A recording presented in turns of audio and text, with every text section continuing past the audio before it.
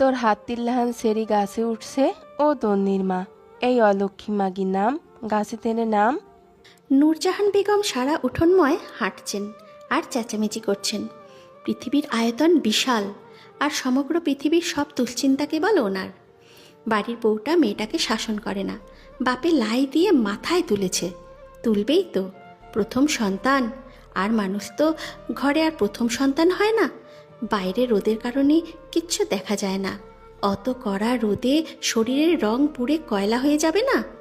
আজকে মেয়েকে দেখতে আসবে, অথচ মেয়ের কোনো খোঁজখবর আছে? বাবা গো বাবা, ওনাকে যখন দেখতে গিয়েছিল উনি তো 3 দিন ঘর থেকে বের হননি। বেলাজ, বেশরম মাইয়া মানুষ। এখনকার মেয়েদের লাজ লজ্জা বলে কিছুই নেই।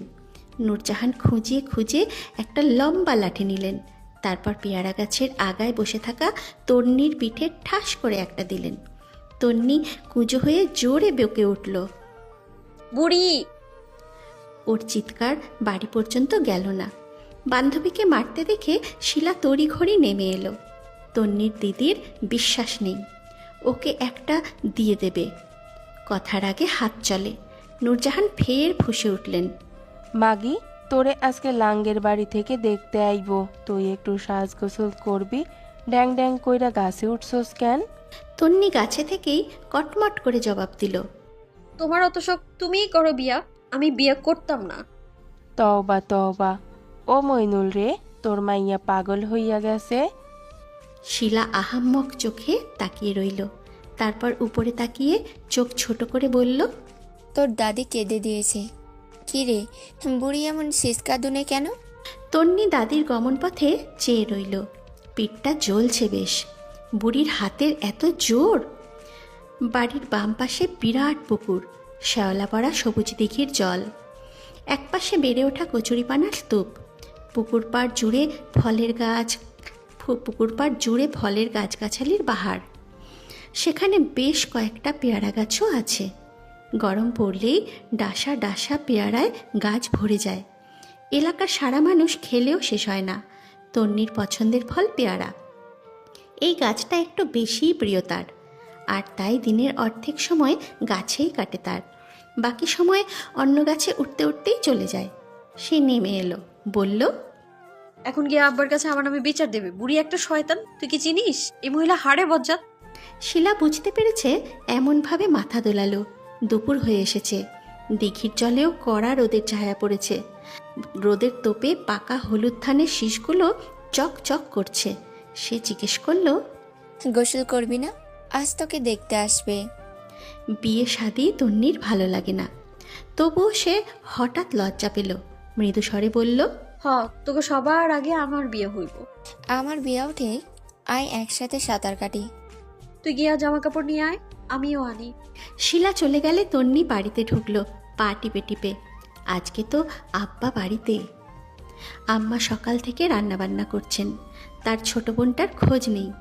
ওটা ওর মতোই বানর, সারা পাড়া চষে খায়। তন্নির হঠাৎ লাজ লজ্জা আকাশের সাথে মিশে গেছে।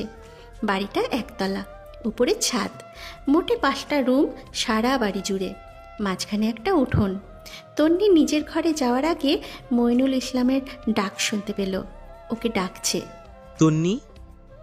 ডাক শুনে তন্নি দাঁত কিরমির করল। হাতের বাম পাশে বাবা মায়ের ঘর, সেদিকে গেল চুপচাপ। আব্বার সামনে সে হইচই বেশি করে। এমনিতে অতি চঞ্চল কিশোরী হিসাবে তার গায়ে পরিচিত সে।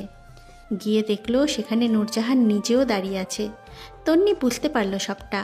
মইনুল ইসলাম জিজ্ঞেস করলেন, আম্মাকে কি বলেছ? তন্নি দমে যাবার পাত্রী নয়।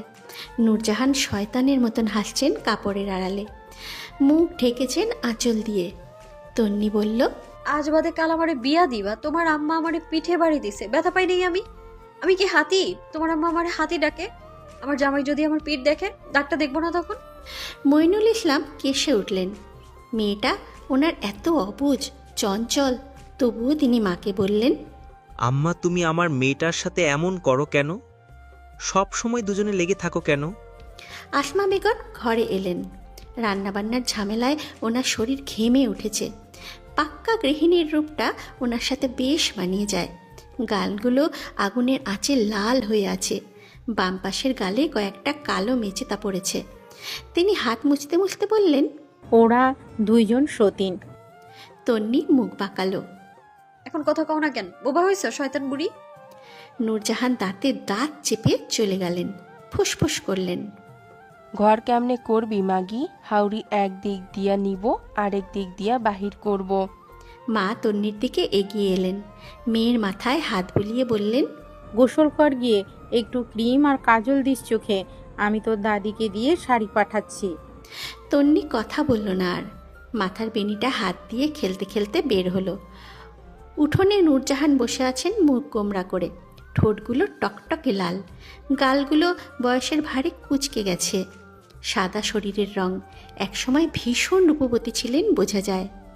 তন্নি দেখতে দেখতে একবার ঠোঁট মুচড়ে দিল। নূরজাহান মুখ ফিরিয়ে নিলেন। তন্নি ঘরে এলো, গিয়ে আয়নার সামনে দাঁড়ালো। তাদের স্কুলে একটা ছেলে ছিল, নাম রবিউল, দেখতে হ্যান্ডসাম। ওর জামাইটা এমন হলেই হলো, নইলে তন্নি বিয়েই করবে না। গোসলের পর তখন বিকেল হয়েছে। তন্নি আর ঘর থেকে বের হয়নি। তার পরনে এখন সুতির কামিজ। একটু পর ছেলের বাড়ি থেকে মানুষ আসবে, পছন্দ হলে তারপর বিয়ে। তন্নির বুক, গাল, গলা সহ সব কাঁপছে। জলের তেষ্টায় জীবন তেনা তেনা হয়ে যাচ্ছে। সেই দুপুর থেকে নূরজাহান এমুখী হননি। করুক গোসা, তার কি? সে এখন বিয়ে করবে, তারপর জামাইয়ের সাথে আরামে দিন কাটাবে।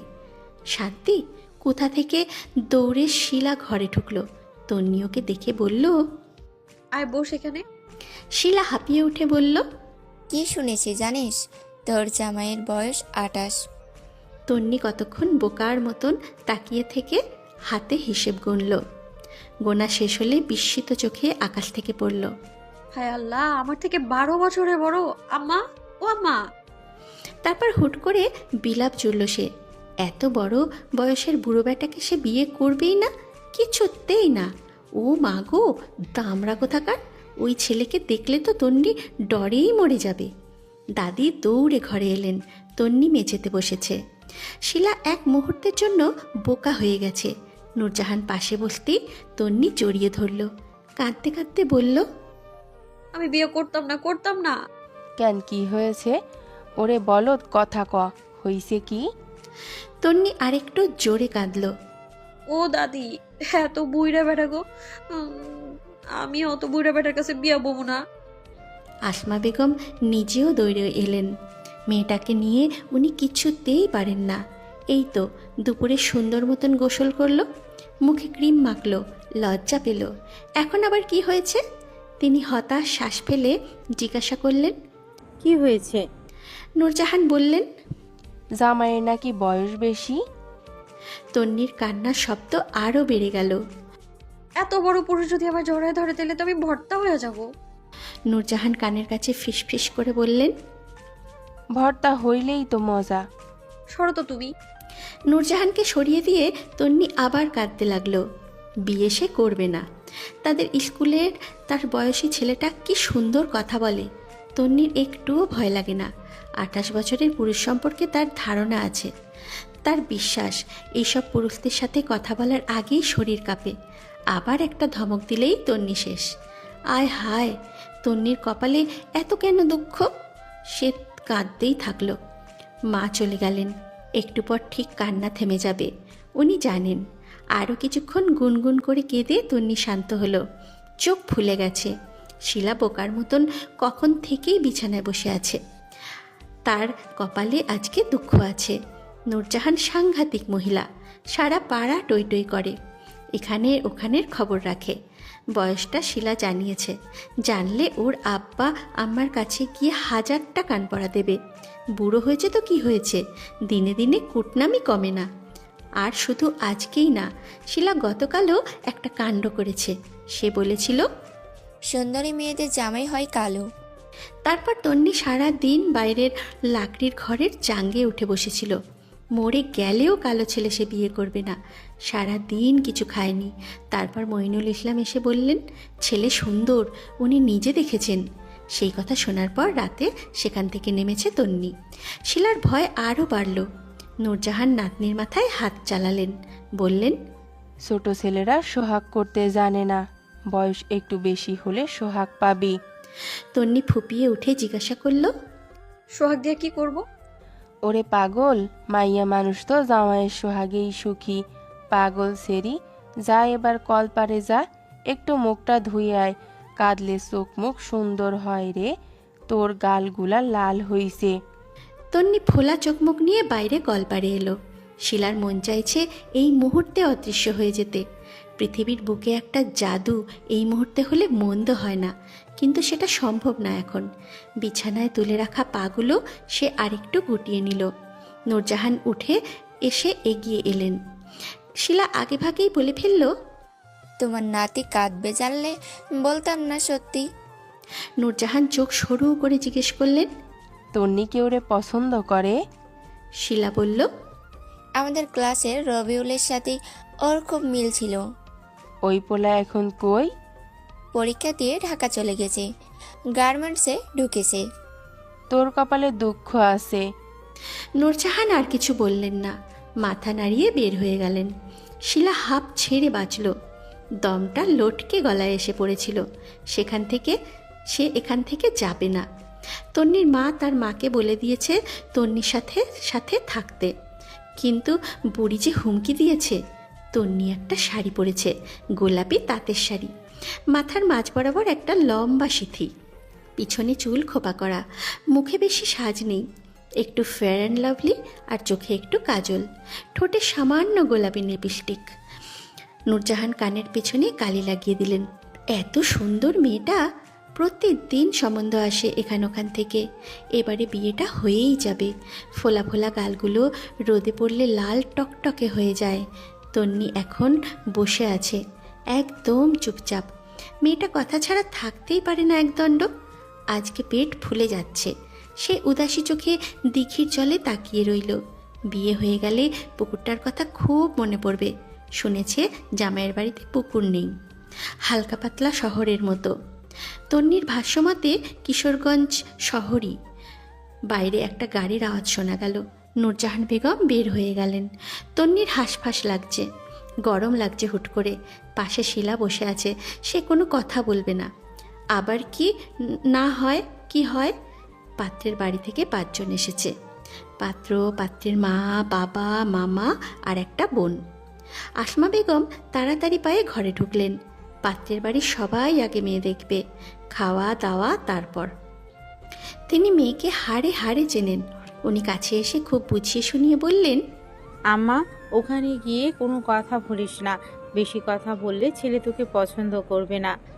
তন্নি আশ্বাস দিল। আমাকে বিশ্বাস করতে পারো। শিলা বিড়বিড় করে বলল, ভূতের মুখে রাম রাম। বসার ঘরের সোফায় অতিথি বসেছে। আসমার এক ভাই এসেছে এখানে।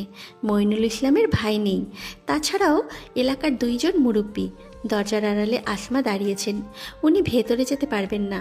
নূরজাহান একটা বড় করে ঘোমটা দিলেন তন্নির মাথায়। সেটা বুক পর্যন্ত এসে থেমেছে, কিছু দেখা যায় না। উনি বললেন, কারো চোখে মুখে তাকাবি না, নিচের দিকে চোখ রাখবি। তন্নি আজকে রোবটের মতো সব কথা মেনে নিচ্ছে। পৃথিবীর বুকে আজকে জ্যোৎস্নার মতো আশ্চর্য নেমেছে। আর এই আশ্চর্য কতক্ষণ থাকবে তা বলা মুশকিল। সে বলল, আচ্ছা। এদিকে তার শরীর কাঁপছে থরথরিয়ে। ওকে এনে বসানো হলো একটা চেয়ারে। পাশে নূরজাহান দাঁড়িয়েছেন কাঁধে হাত রেখে। তন্নি কিচ্ছু দেখতে পাচ্ছে না। মোটা শাড়ি, কিন্তু নিচ দিয়ে সব দেখা যায়। সে দেখল তার বরাবর সামনে 2টি পা, কালো বুট পরা 2টি পা, আবার কালো প্যান্টও পরেছে। তন্নির বুক কাঁপছে। মোটা ধান গাছের মাথায় বাতাস লাগলে গাছটা যেভাবে দোলে, ঠিক সেভাবে ওর পা কাঁপছে। নূরজাহান ঘোমটা তুললেন। মেয়েটা নিচে তাকিয়ে, তারপর ওর মুখটা ঘুরিয়ে ফিরিয়ে দেখা হলো। তন্নি স্পষ্ট টের পাচ্ছে সামনের পুরুষটা ওকে খুঁটিয়ে খুঁটিয়ে দেখছে।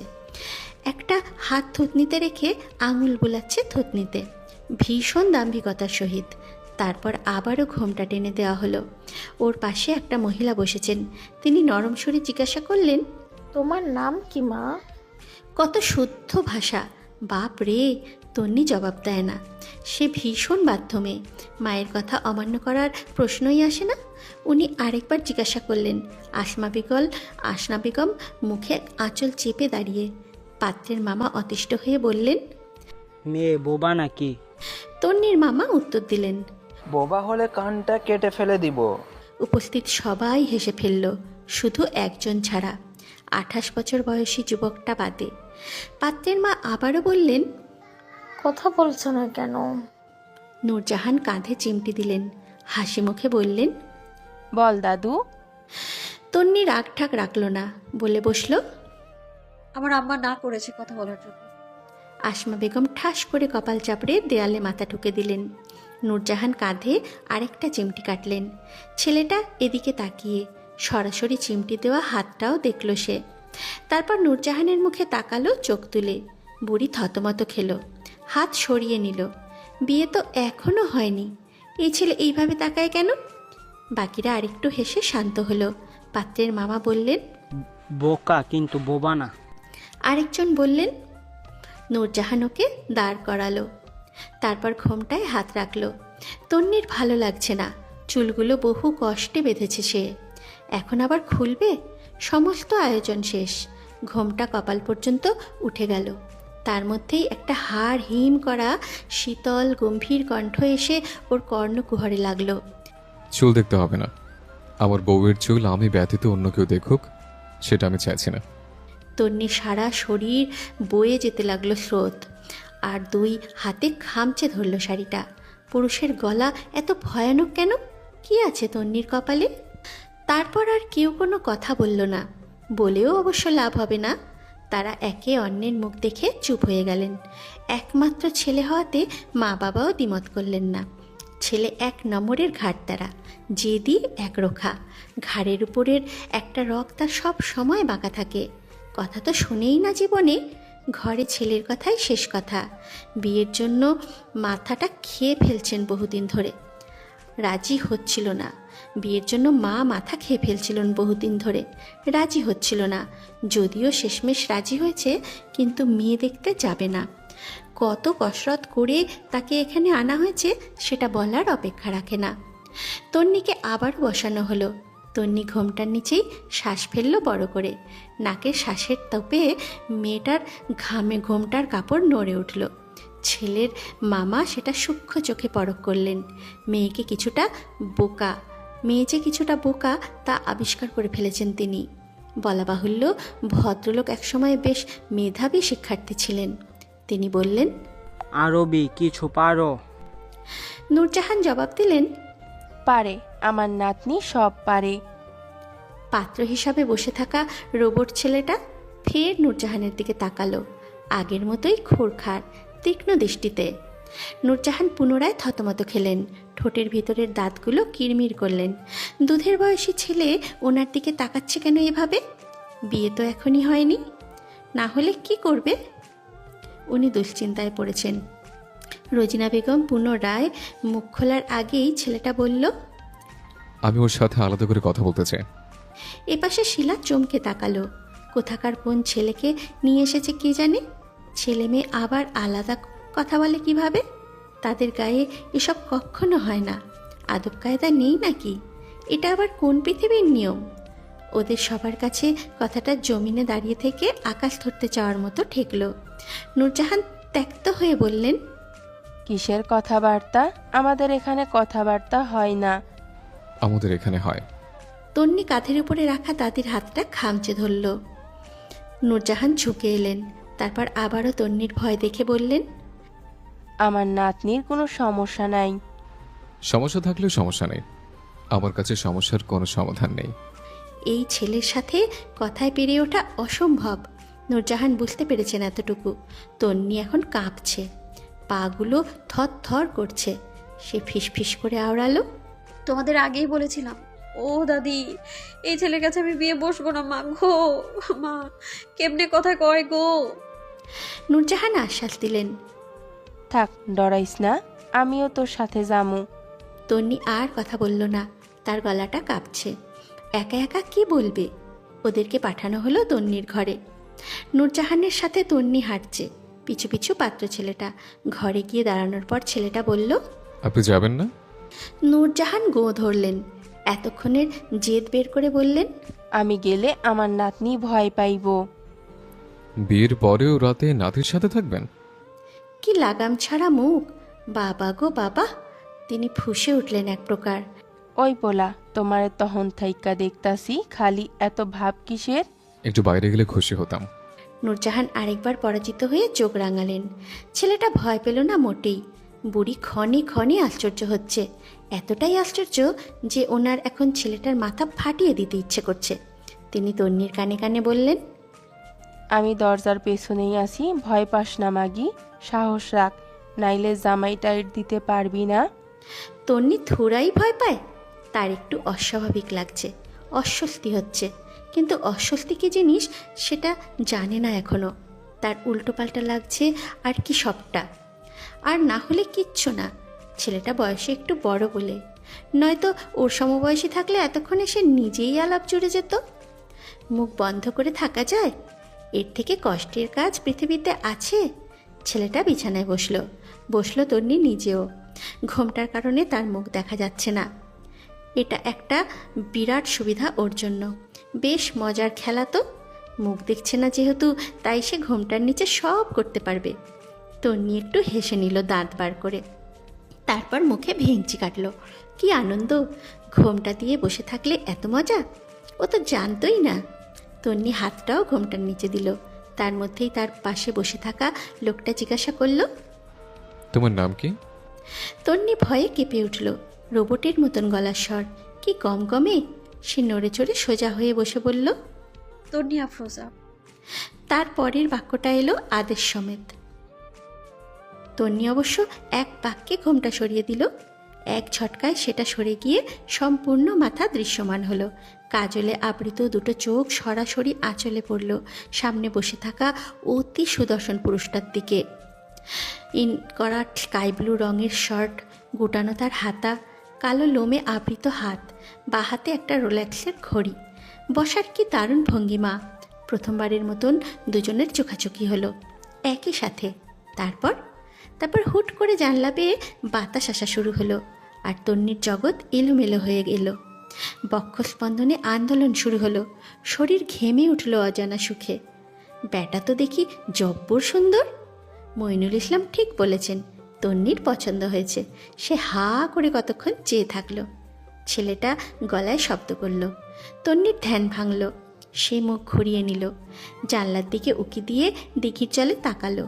খুশিতে নিজের ঠোঁট কামড়ে ধরল। নাচতে মন চাইছে, কিন্তু এই মুহূর্তে সেটা সম্ভব না। তন্নি খেয়াল করেছে লোকটার কপালে হাজার খানেক ভাঁজ। খুবই বিরক্ত সে, তাই শান্তই থাকলো, কিছু বলল না। আবারও ছেলেটা বলল, আমি Trinoy Siddiqui. Do you want to know anything about me? Tonni ইংরাজি বোঝে, কিন্তু এটা বুঝতে পারল না বিদেশি বেটা এত ভালো ইংরেজিও জানে। সে বিড়বিড় করল, ত্রিনয় ত্রিনয়। সুন্দর নামটা ওর নামের সাথে মিলেছে। তন্নি আস্তে করে বলল, আমি তত ইংরেজি পারি না, মুখে বলে বুঝতে পারি না, পড়লে ধরতে পারি। ত্রিনয় শুনল, কিন্তু জবাব দিল না। উল্টে জিজ্ঞাসা করল, তুমি কেঁদেছিলে? তন্নি আর মাথায় ঘোমটা টানল না, চিবুক নামিয়ে বলল, হ্যাঁ একটু।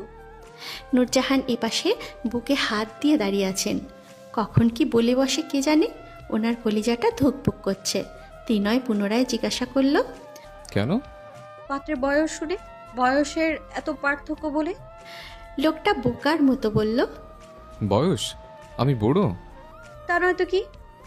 ত্রিনয় রাগে দাঁতে দাঁত চাপল, উচ্চারণ করল কর্কশ কণ্ঠে, স্টুপিড। তন্নি শুনেও উত্তর দিল না। এত তর্ক এখনই করা যাবে না, সময় হোক। ছেলেটা উঠে দাঁড়ালো, পকেটে হাত গুজে আরও কতক্ষণ তার দিকে ভ্রু কুচকেই তাকিয়ে রইল। তন্নি তখন বেশ বিরক্ত। সে মনে মনে পণ করল, বিয়ের পর একটা বেলুন কিনবে, সেটা দিয়ে বেলে বেলে গুটানো কপাল সোজা করে দেবে। একটু সুন্দর আর তন্নির পছন্দ হয়ে গেছে বলে, নয়তো বিয়েটা সে নিজেই ক্যান্সেল করে দিত। প্রথমজন বলেই তন্নি মেনে নিল।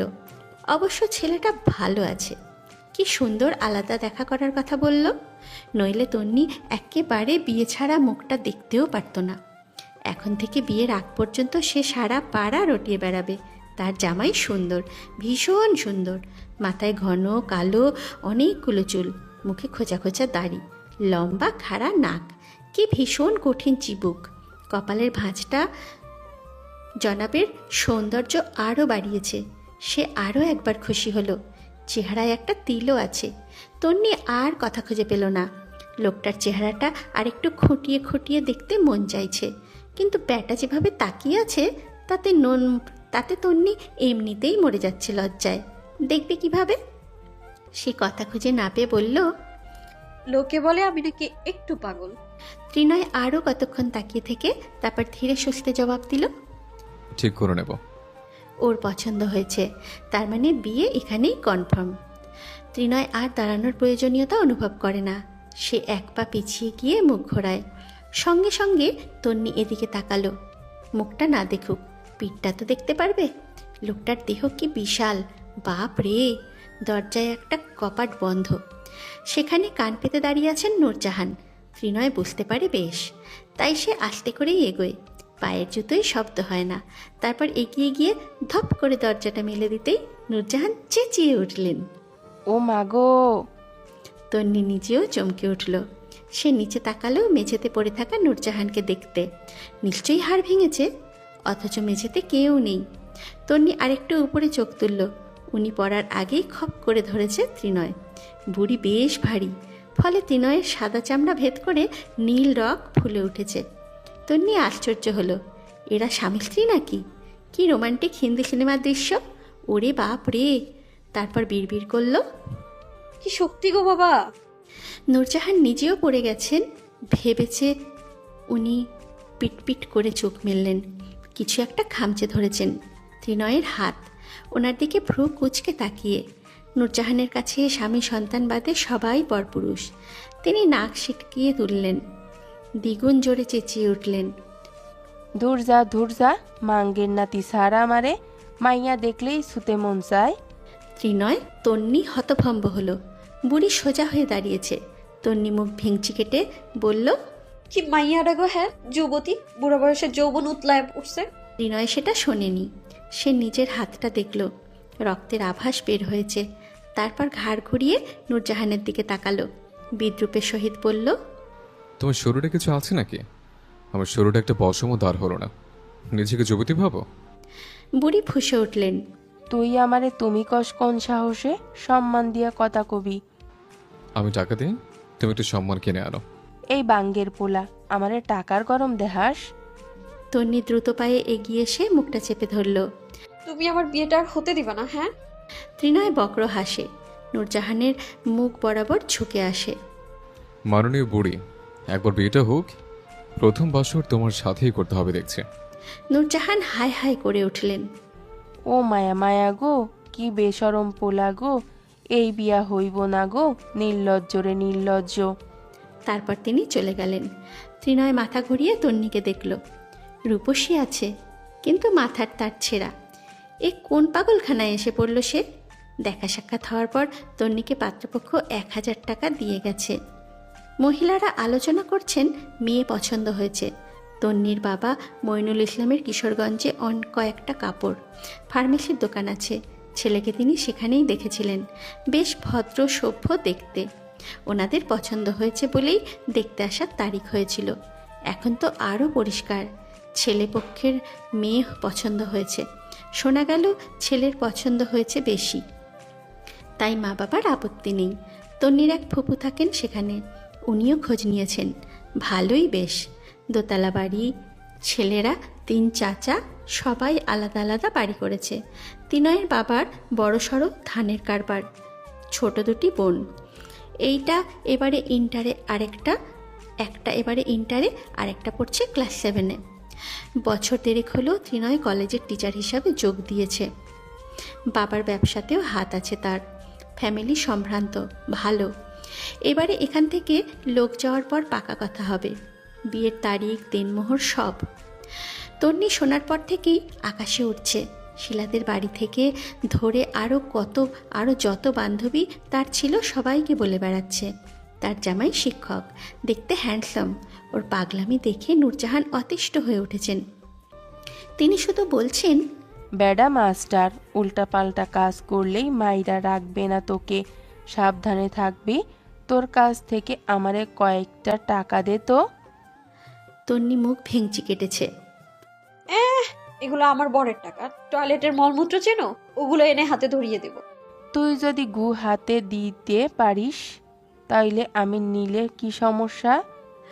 নূরজাহানের সাথে তন্নির ঝগড়া আদতে কখনো শেষ হয় না। নাতি দাদি সারাটাক্ষণ সতীনের মতোই লেগে থাকে। নূরজাহানের জন্যই বেশ বড়সড় কষ্ট অপেক্ষা করছে। নাতিকে ছাড়া উনি কিভাবে থাকবেন? এখান থেকে ওখানে যাওয়ার তারিখ ঠিক হয়েছে।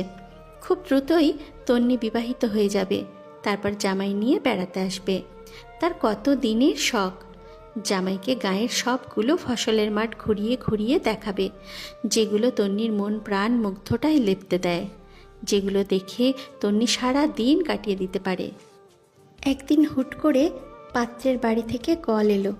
মইনুল ইসলাম বেশ সচেতন লোক। গ্রামের মোড়ে মোড়ে ওনার সম্মান, চিন্তাভাবনা বেশ উন্নত ওনার। তন্নি ওনার মেয়ে, আর ঘরের মেয়ে হলো লক্ষ্মী, সম্মানিত নারী, বাজারের কিংবা হাটের গরু নয়। উনি যে খদ্দের ডেকে ডেকে মেয়েকে দেখাবেন। পাত্রের সব কিছু পছন্দ হয়েছিল বলেই তিনি দেখতে আসায় রাজি হয়েছিলেন। এক জায়গায় মেয়েকে দেখবে এবং সেখানেই বিয়ে হবে। ঘরের রাজকন্যা, হাতের পুতুল না। এতে ওনার মেয়ের সম্মান ক্ষুণ্ণ হবে। হঠাৎ তাই কলটা দেখে তিনি বিচলিত হলেন। গম্ভীর মুখটা চিন্তায় ফ্যাকাশে হয়ে এলো। তিনি কল কানে তুলে সালাম টানলেন বড় গলায়। আসসালামু আলাইকুম। ত্রিনয়ের বাবা নিয়াজ মোর্শেদ সিদ্দিকী। তিনি সালামের জবাব দিয়ে বেশ ফুর্ত কণ্ঠে বললেন, আপনি বেয়ান এখনও আসার দিন তারিখ বললেন না। আমি তো বিপদে পড়লাম। ছেলের পছন্দ হয়েছে। আমার ছেলেটা একটু একরোখা। একবার মেয়ে দেখতে গেছে, সেখানেই বিয়ে করবে। ঘোরাঘুরি ওর পছন্দ না। আপনারা আসার একটা তারিখ বলুন। মইনুল বড় করে শ্বাস ছাড়লেন। এতক্ষণ ওনার দমটা আটকে ছিল গলাতে। দুই পাশে ওনার দুইজন দাঁড়িয়েছে, আমরা, আসমা আর নূরজাহান। মইনুল হেসে উত্তর দিলেন, আমরা সামনের মাসের 1 তারিখে আসি, আর তো 3 দিন। নিয়াজ মোর্শেদ মেনে নিলেন। আচ্ছা আচ্ছা। নূরজাহান ফোনের সাথে কান লাগিয়ে রেখেছেন, অভ্যাসবশত। কুটনামি করতে হবে না। তিনি ফিসফিস করে জিজ্ঞেস করলেন, পোলা কই জিগা? মইনুল ভ্রু কুচকে তাকিয়ে থেকে জিজ্ঞেস করলেন, ত্রিনয় বাবা কোথায়? এখানেই কথা বলবেন। বলতে বলতে তিনি ফোনটা ত্রিনয়ের হাতে দিলেন। নূরজাহান খপ করে এদিকের ফোনটা টেনে নিলেন, কানে নিয়ে বললেন, আসসালামু আলাইকুম বাবা। কথাটা অর্থসমাপ্ত রইল। ওপাশের কাট কাট কণ্ঠটা জানালো, আমি ত্রিনয়। ও মাঙ্গের নাতি, তুমি ভালো আছো? ভালো না থাকলে ওষুধ নিয়ে আসবে। নূরজাহান ফুঁসে উঠলেন। সব সময় তারা কথা কস কেন বাপ? তোর কাছে তো নাতি দিমু না। ত্রিনয় বলল, তুমি আছো না, সংসার অভিজ্ঞতা আছে, আমার চলবে। তিনি পান খাওয়া লাল দাঁত বের করে হাসলেন, টিপ্পনি কাটলেন, সব কিছু চলবো না, আমি পুরান। ত্রিনয় আর সামলাতে পারল না। সে হুট করে কেসে উঠল। বুড়ো লোকদের সাথে কথা বলার সব থেকে বড় ঝামেলা হলো, এরা উল্টা পাল্টা ইঙ্গিতে কথা বেশি বলে।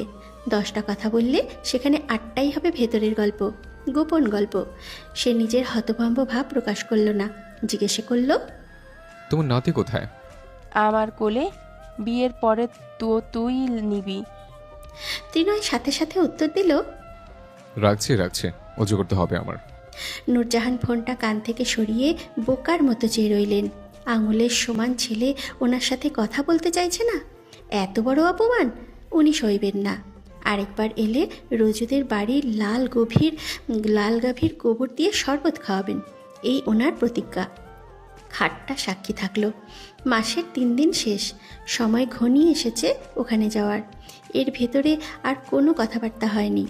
আজ 1 তারিখ। এখান থেকে মোট 12 জন পাত্রের বাড়িতে গেছে পাকা কথা বলার জন্য। তন্নির সেসব নিয়ে মোটেও মাথা ব্যথা নেই। একটা মাথা, অত কিছু ভাবার সময় কোথায়? ভীষণ গরম পড়েছে। পাত্রের বাড়িতে সবার আদর আপ্যায়ন করা হলো। দোতলা বাড়িটায় মোট 12টা রুম। ত্রিনয়ের রুম উপরে, ওটা বিশাল বড়। তন্নির মামাতো ভাই খুঁটিয়ে খুঁটিয়ে দেখল ঘরের মধ্যে সব কিছু আছে, কিছু দিতে হবে না। অবশ্য ত্রিনয়কে দেখে যতটুকু বোঝা গেল সে এসব নেবেও না। চোখ মুখেই ঘাট তারা ভাব স্পষ্ট। বাড়ির ভেতরে ড্রয়িং রুমটাও বিশাল, পাশে রান্নাঘর। এক কথায় সবার পছন্দ হলো। কথাবার্তা শুরু হলো দেওয়া নেওয়া নিয়ে। মইনুল ইসলাম জিজ্ঞেস করলেন, আপনারা কিছু চাইছেন? আমার দুটো মেয়ে, আর এটা যেহেতু প্রথম, আমার কোনো আপত্তি নেই। ত্রিনয়ের বাবা কিছু বললেন না, বলবে ত্রিনয় নিজেই। সে জিজ্ঞাসা করল, চা বলতে? মানে ঘরের কোনো জিনিসপত্র? ওনার কথা শেষ হলো না, তার আগেই ত্রিনয় ভীষণ দৃঢ় বাক্যগুলো আওড়ালো। আমার ঘরে সব আছে, না থাকলে নিজের স্ত্রীর যাবতীয় জিনিসপত্র এনে দেওয়ার সামর্থ্য আছে। আমাকে ছোট লোক প্রমাণ করবেন না। আপনার বাড়ির জিনিস আমার স্ত্রী ব্যবহার করবে, বিষয়টা আমার কাছে দৃষ্টিকটু। সকলে বেশ মুগ্ধ হলো, প্রশংসাও করলো। মইনুল একটা জামাই খুঁজেছে, কথাবার্তায় রত্ন, শিক্ষিত। এখানের যুগে এমন ছেলে পাওয়া যায়? ওদের গ্রামের একটা মেয়েকেও কিছু ছাড়া তুলে দেওয়া যায়নি। অন্তত খাট, আলমারি, তোশক, ডাইনিং টেবিল এগুলো তো দিতে হয়। ত্রিনয় কিছুই নেবে না, সে বিয়ের আগেই মাকে জানিয়েছে। কিছু নিয়ে বিয়ে করাতে চাইলে তোমার আব্বুকে কবর থেকে তুলে এনে করাও, আমার পক্ষে সম্ভব না। ত্রিনয়ের ফুপুটা একটু অন্যরকম, উনি রেগে আছেন। আরে বাবা, কিছু দিলে তো মেয়েরই থাকবে, ওনারা কি নিয়ে যাবেন নাকি? দৃষ্টিকটু? দৃষ্টিকটুর মানে বোঝে ছেলেটা।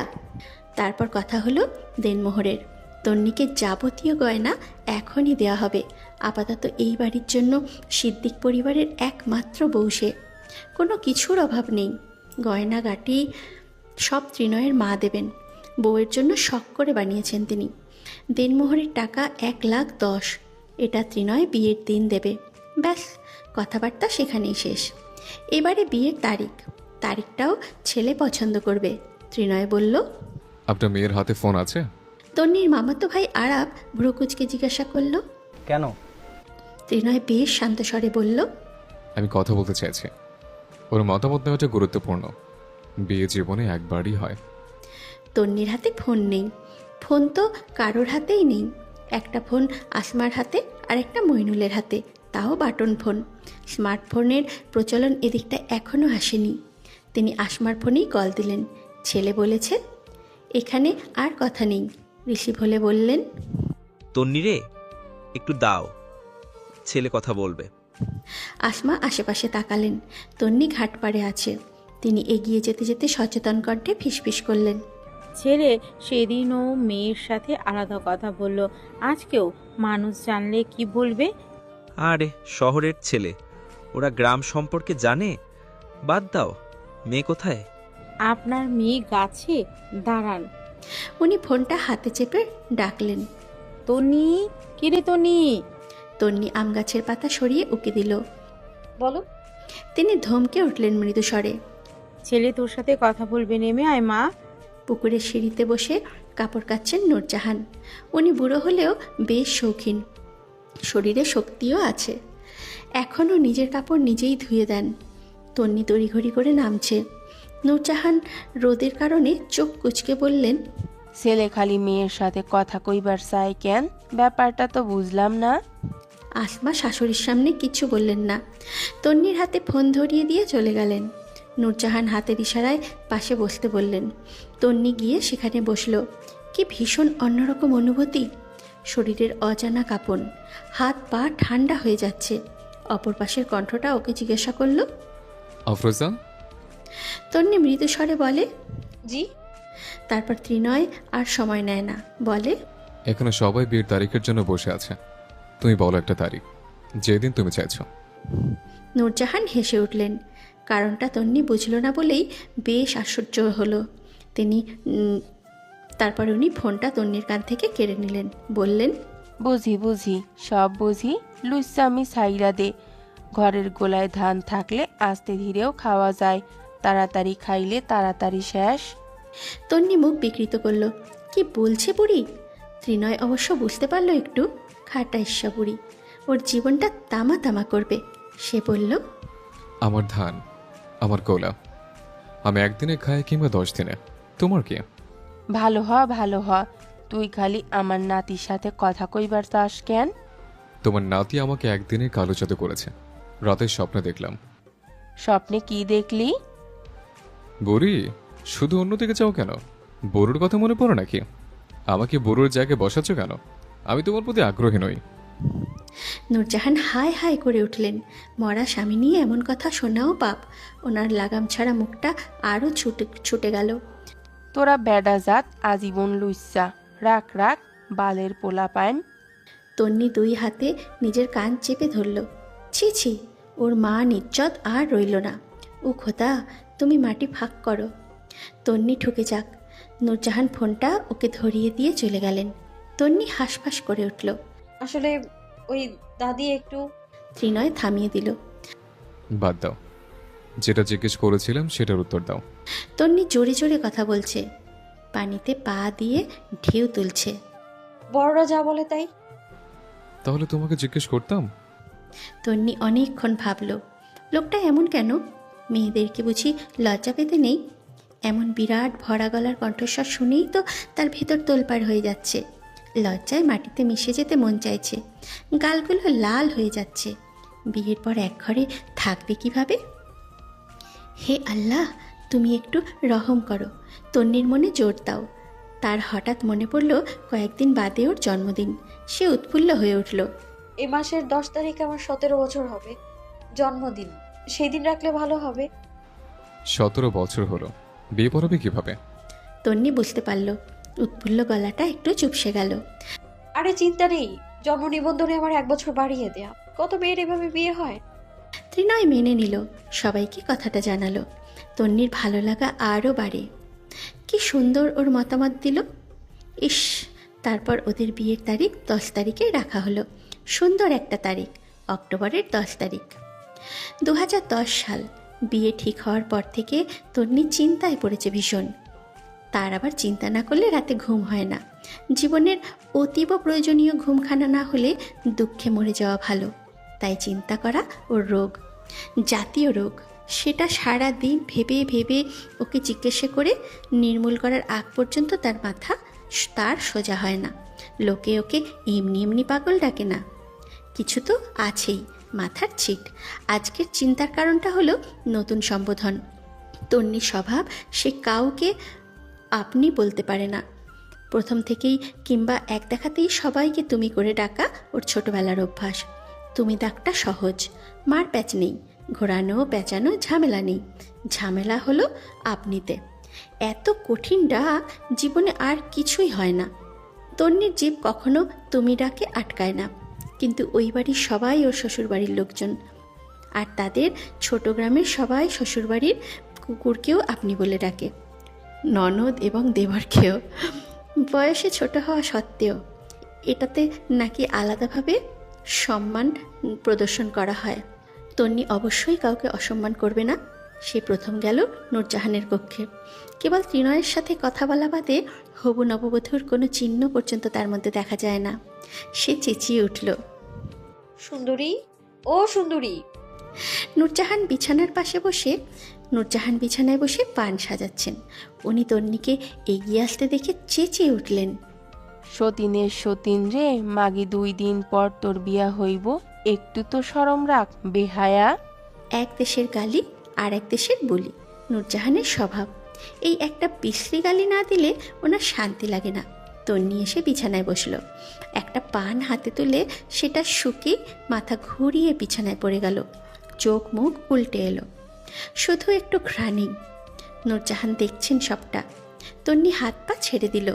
সতীন ডাকবা না, আমার জামাইয়ের 1 ভাগও তোমারে দেব না আমি। পানের গন্ধেই অজ্ঞান হয়ে যাও, বাসর ঘরে পান খাইবা কেমনে? তন্নি লাফিয়ে উঠে বসলো। পান খেতে হয়? যে আমি খাবো না। নূরজাহান মুখের রস ফেলে দিয়ে ঠোঁট পাকালেন। জামাইরে বলিস। তন্নি আবারও কতক্ষণ চুপচাপ ভাবতে বসল। তারপর মাথা নামিয়ে নিল নিচে। পান একটা মারাত্মক জিনিস। গন্ধে শুকেই তার বুকের শ্বাস থেমে যায়। খাবে কিভাবে? আচ্ছা থাক, সেসব অনেক দূরের ব্যাপার। আপাতত যেটার জন্য এসেছে সেটা সমাধান হোক। সে জিজ্ঞাসা করল, বুড়ি তুমি দাদাকে কি ডাকতে? নূরজাহান সদ্য ষোড়শীর ন্যায় লজ্জা পেলেন, মাথাটা নামিয়ে মিনমিন করলেন। বুইরা। তন্নি রেগে গেল কথা শুনে। আরে বল, এটা বলিনি। আপনি করে বলতে নাকি তুমি করে? ওনার লজ্জা শেষ, তিনি সব ভুলে হতভম্ব হয়ে আওড়ালো, মুখের ভাষা ঠিক কর মাগি। বিষয়টা এমন হলো, এক চোর আরেক চোরকে বলছে চুরি করিস না। অবশ্য তন্নি কখনো খারাপ ভাষা বলে না, আজকে বের হয়ে গেছে, ওটা আর ফেরত নেওয়া যাবে না। সে মনে মনে তওবা করলো, তারপর মুখ ভেঞ্চি কাটলো। ওরে আমার ফেরেশতারে, যা জিজ্ঞেস করছি তার উত্তর দাও। শ্বশুর বাড়ির সবাইকে আপনি করেই ডাকতে হয় বলদি। আমি তোর দাদার 9 বছরের ছোট ভাইকেও আপনি ডাকতাম, ভাইজান ডাকতাম। অত ছোট ছেলেকে? তন্নির গলায় আশ্চর্যতা। নূরজাহান বললেন, হ্যাঁ, তোর দাদারেও আপনি বলেই ডাকতাম। সাথে বাড়িতে পাড়া প্রতিবেশীর এক ননদ ছিল, 6 বছর বয়স। ওই মরিচের মতো পিচ্চিকে পর্যন্ত আফা ডাকতাম, বলতাম আপা আসেন। ধুর। বলেই তন্নি সেখান থেকে চলে এলো। তার মাও আজীবন বাবাকে আপনি বলেই ডাকে। বাকি আছে এখন শিলা, তন্নি ডাকে। মোহনা। মোহনা এসে এক বাক্যে হাজির। ও আদেশ করল, শিলাকে গিয়ে বলবি আপা ডাকে যা। শিলা এলো আরও 25 মিনিট পর। তখন তন্নির মুড চলে গেছে, রাগ এসে পড়েছে গায়ের আনাচে কানাচে। ওরা দুজন মিলে বসলো বিশাল জাম্বুরা গাছের শিকড়ে। বিশাল লম্বা লম্বা শিকড়গুলো ছড়িয়ে ছিটিয়ে আছে আশপাশ পর্যন্ত। শিলা জিজ্ঞাসা করে, ডাকলি কেন? তন্নি প্রশ্ন করলো উল্টে। তোদের তো বাগদান শেষ, তুই তোর জামাইরে কি বলে ডাকিস? বিনিময়ে শিলাও হঠাৎ লজ্জা পায়। মুখটা নামিয়ে নিতেই তন্নি খাবলে ধরল, চোখ কুচকে বলল, লজ্জা পড়ে, আগে বল আপনি না তুমি। শিলা ভেঙচি কাটলো। এটা আবার জিজ্ঞেস করার কি আছে? আপনি করে ডাকি। শোন, আপনি ডাকে সম্মান বেশি। তাহলে কি তুমি ডাকে ভালোবাসা বেশি? শিলা নিজেও উত্তর জানে না। ওরা মূলত ঠিকঠাক কথাবার্তাই জানে না। তন্নি ঠিক করলো সে ওর বরকে জিজ্ঞাসা করবে, তাহলেই হবে। ওনার বয়স অনেক, নিশ্চয়ই সব জানেন। তন্নি শিলার কাঁধে মাথা রাখলো। ত্রিনয়ের কথা ভাবতেই লজ্জা লজ্জা লাগছে। ইস, কেমন অদ্ভুত অনুভূতি! সদ্য জন্মানো কচুরিপানার মতো তার অনুভূতি হাওয়ায় দোল খায়, তারপর বাতাসের তালে ছড়িয়ে পড়ে শরীরের আনাচে কানাচে। বেশি আলোড়ন সৃষ্টি হয় বুকটায়, হুটহাট থেমে যায় সেটা। তন্নি হাসে, আস্তে করে বলে, আমার হবু জামাইটা খুব সুন্দর না রে শিলা? জাম্বুরা গাছের মগডালে বসে থাকা শালিকটা জানায়, হ্যাঁ, তোর চোখে তোর জামাই আজীবন সুন্দর থাকুক। তোদের একটা সুখ দুঃখের সংসার হোক। তারপর দিঘির শান্ত জলের উপর একটা কাঁঠাল পাতা পড়লে সেখানে ঢেউ ওঠে। সেই খেলানো ঢেউ সারা দিঘি জুড়ে ছড়িয়ে যায় তন্নির ভালো লাগার মতো। বিয়ে কথাটার এত মাধুর্য কেন? কেন এত ভালোবাসা? কেন এত ভালো লাগা? কেউ সেখানে মধু মাখিয়েছে বুঝি? নাকি অপরিচিত দুটো আত্মা এক হয় বলেই এত মিষ্টতা সেখানে? বিয়ের বাকি মাত্র 10 দিন। মইনুল ইসলাম বিরাট বড় করে অনুষ্ঠান করবেন। প্রথম মেয়ে ওনার, ভীষণ শখের, অতি আদরের। বাড়ির সামনে অনেকটা জায়গা, পুকুরের পাড়েও বেশ খালি জমিন পড়ে আছে। সেখানের এক জায়গায় স্টেজ করা হবে। আসমার ইচ্ছা ওনার মেয়ের বিয়েতে ছবি তোলা হবে। মইনুল ইসলাম তাই বাজারের একজন ফটোগ্রাফারকে বলে রেখেছেন, ক্যামেরা দিয়ে ছবি তোলা হবে। তিনি এখন এখানে সেখানে দাওয়াত করছেন। গ্রামের মুরব্বীদের সাথেও আলোচনা হয়েছে। বিয়েতে তন্নির খালাতো ভাই বোন, ফুপাতো আর মামাতো ভাই বোন নাচবে। ওরা আসবে গায়ে হলুদের আগের দিন। মার্কেটে যাওয়া দরকার, কিন্তু তন্নি আজ পর্যন্ত কিশোরগঞ্জ সেভাবে যায়নি। গিয়েছে কি, কিন্তু মার্কেট করতে যায়নি। এখন তো আরও যেতে পারবে না। কেউ দেখে ফেললে ওখানের বলবে নতুন বউ বাজারে এসেছে। মান সম্মানের একটা ব্যাপার আছে না? আসমা কল দিয়েছেন নিজের ভাইদেরকে, ওরাই করুক গায়ে হলুদের মার্কেট, কিন্তু বেঁকে বসেছে তন্নি। সে যাবে, তার গায়ে হলুদের শাড়ি গয়না সে নিজের হাতে কিনবে। বিয়েটা তো তার। ত্রিনয় বলেছে, সব তোমার ইচ্ছে মতোই হবে। এখানে আর কোনো কথা আছে? উঠোনে সবাই বসা। তন্নির বোন মোহনা পাথরের গুটি দিয়ে খেলছে। আসমা বেগম তরকারি কুটছেন। নূরজাহান বসে বসে কুলোর চাল খুঁটিয়ে খুঁটিয়ে দেখছেন। শিলা আর তন্নি বয়ামের আচার খাচ্ছে, আর বায়না শুনে নূরজাহান মুখ পাকালেন। এমনিতেই নাচুনি বুড়ি, আরও দেও ঢোলের বাড়ি, জামাইটা বোঝে নাই, নাইলে তোরে মাথায় তুলতো না লো। তন্নি আচার খাওয়া রেখে ক্ষিপ্ত চোখে তাকালো। বিয়া আমার, জামাই আমার, তোমারও তো মাথা ব্যথা কেন? আমিই যাব। জীবনে দেখছোস কোনো বউ নিজের গায়ে হলুদের মার্কেট নিজে করে? এই গ্রামের কেউ গেছে আজ পর্যন্ত? কেউ না যাক, আমি যাব। যেতে না দিলে বিয়ের দিন লুকিয়ে বসে থাকবো। বাকিরা নিরক্ষরতা সেজেছে। তন্নি ভীষণ জেদি ছোট মেয়ে। তন্নি ভীষণ জেদি ছোট থেকে, যা বলে তাই করে। আসমা রেগে যাচ্ছেন, বিয়ে ঠিক হলে মেয়েরা বাড়ি থেকে বের হয় না। মেয়েটা কেন বুঝতে চাইছে না? তিনি হাতের টমেটোটা রেখে দিলেন, মুখ ঘুরিয়ে বসলেন ওর দিকে। একপাশে বসে খাতায় মেহমানদের নাম লিখছেন মইদুল। তনি শোন, বিয়ে ঠিক হয়ে গেলে মেয়েদেরকে বাড়ি থেকে বের হতে হয় না।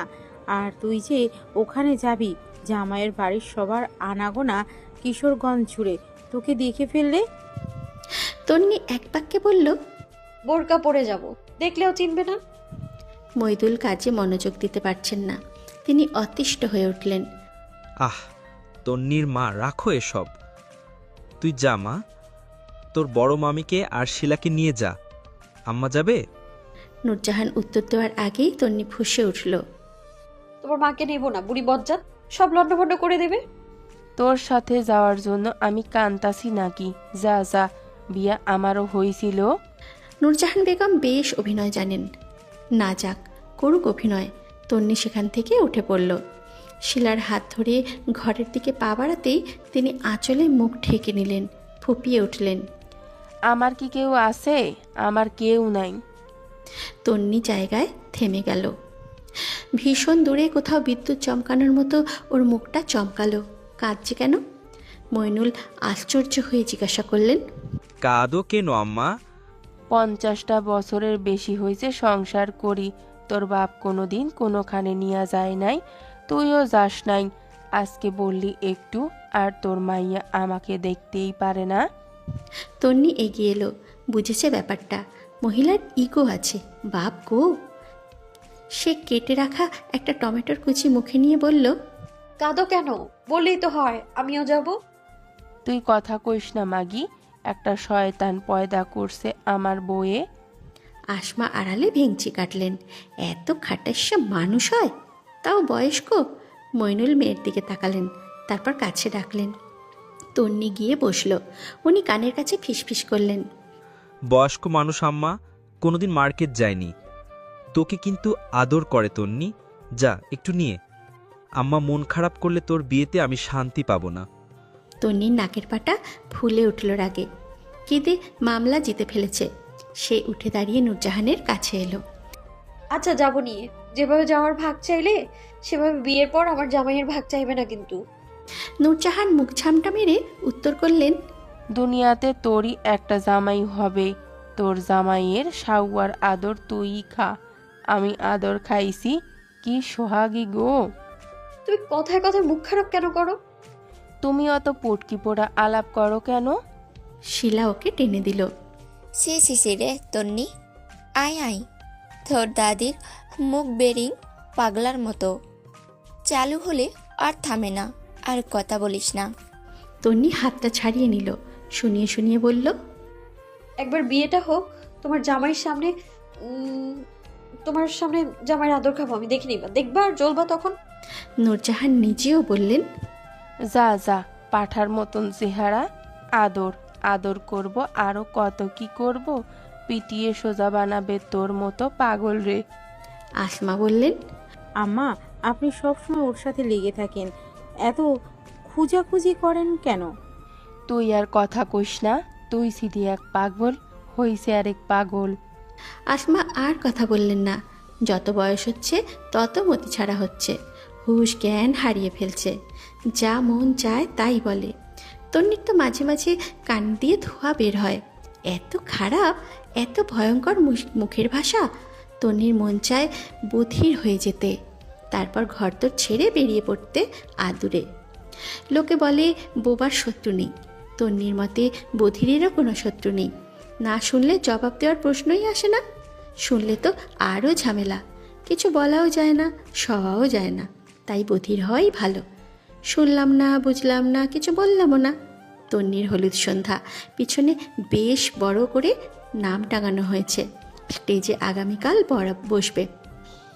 আজকে রাতটার জন্য এখানে সম্পন্ন হবে গায়ে হলুদ।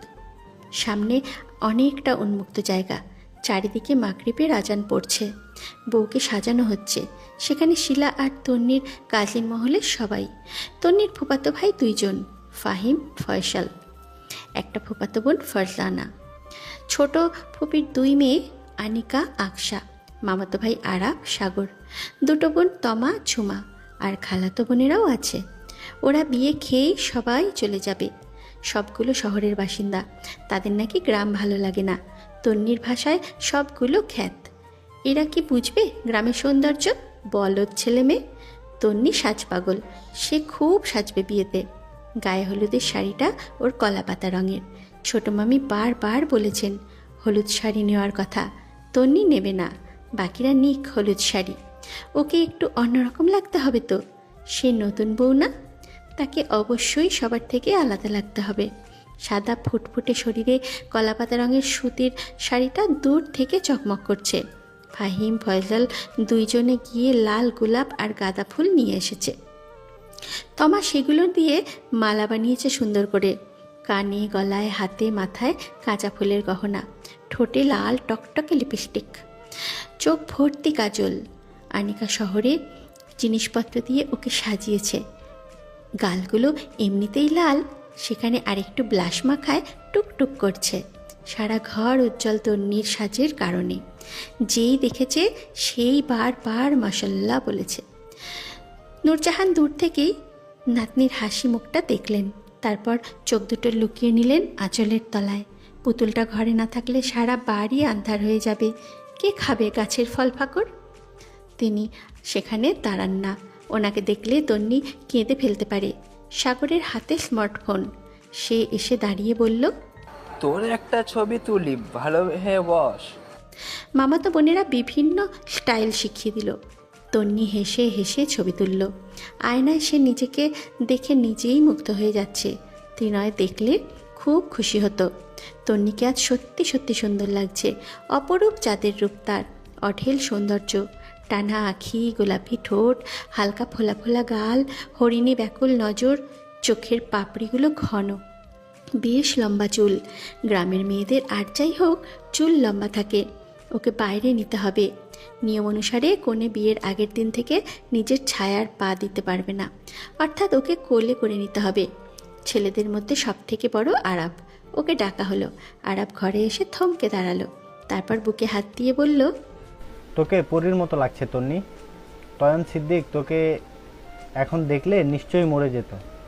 তন্নি বলল, তোমার কাছে তো ফোন আছে, ওনাকে একটা ভিডিও কল দাও।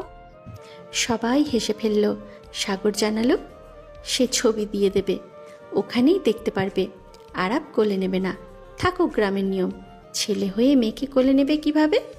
তার যুক্তির কাছে কারো কথা টিকল না। তন্নিকে তাই হেঁটে হেঁটেই যেতে হলো। মেয়েরা মাথার উপর ওড়না ধরেছে, লাল ওড়না।